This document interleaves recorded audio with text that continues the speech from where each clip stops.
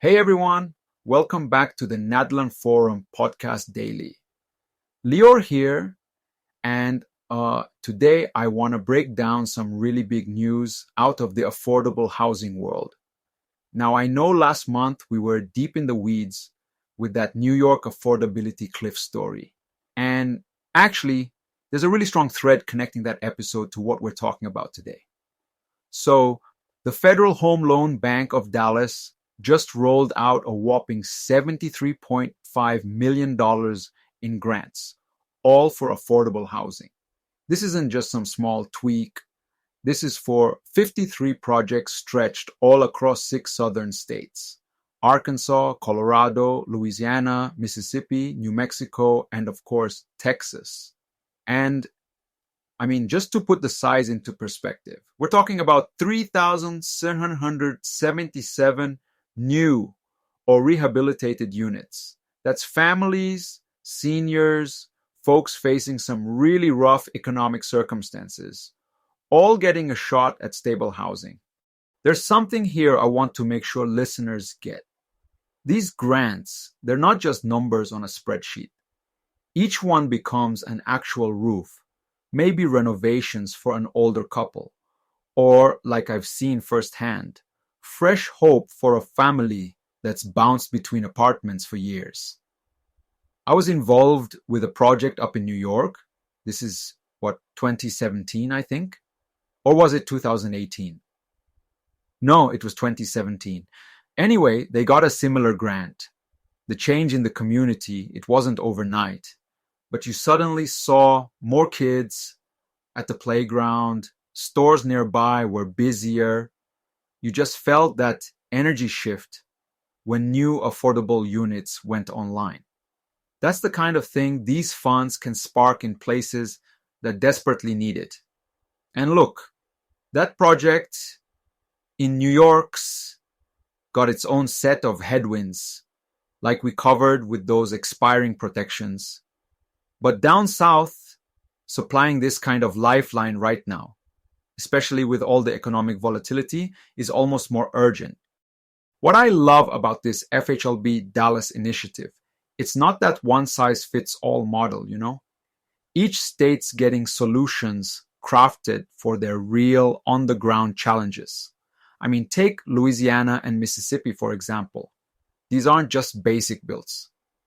Some of the money is earmarked for hurricane-resilient homes. That's vital.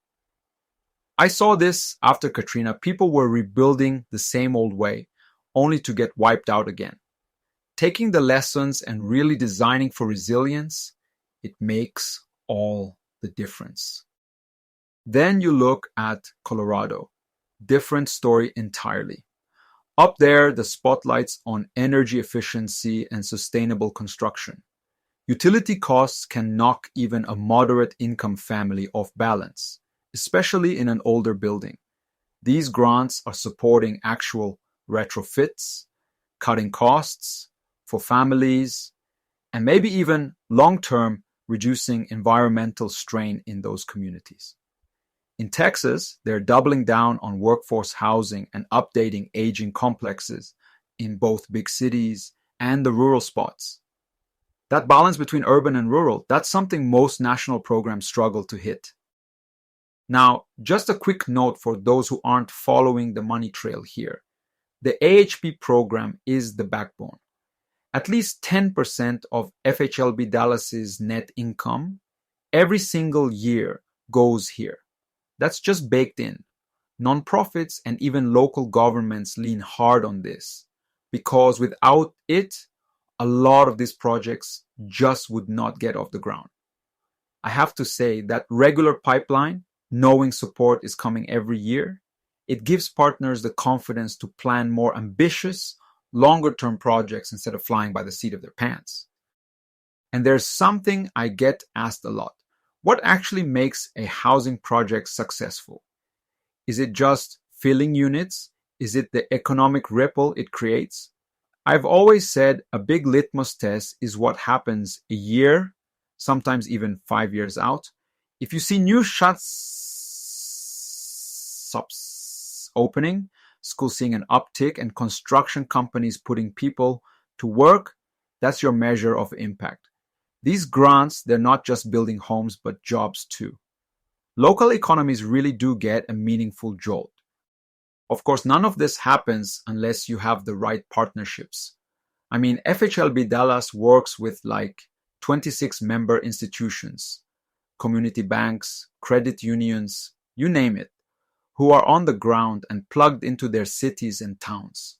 They help identify projects with the most urgent needs, from small, tight-knit towns in New Mexico, think places where everyone knows everyone, to the bigger, more complex markets like Houston or Dallas.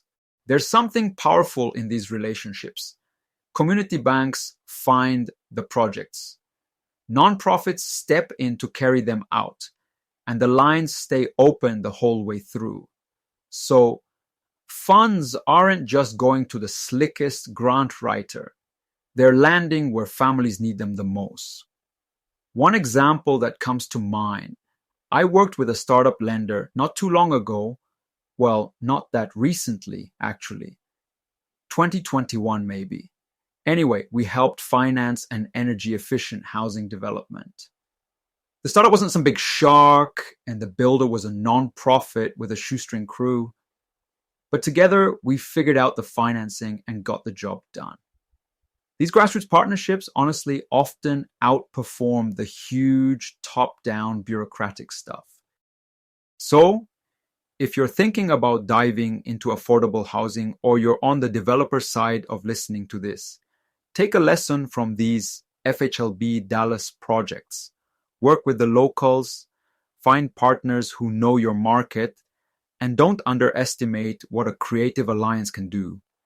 I mean, looking ahead, with the way affordability and resilience are evolving, partnerships are going to matter more than ever.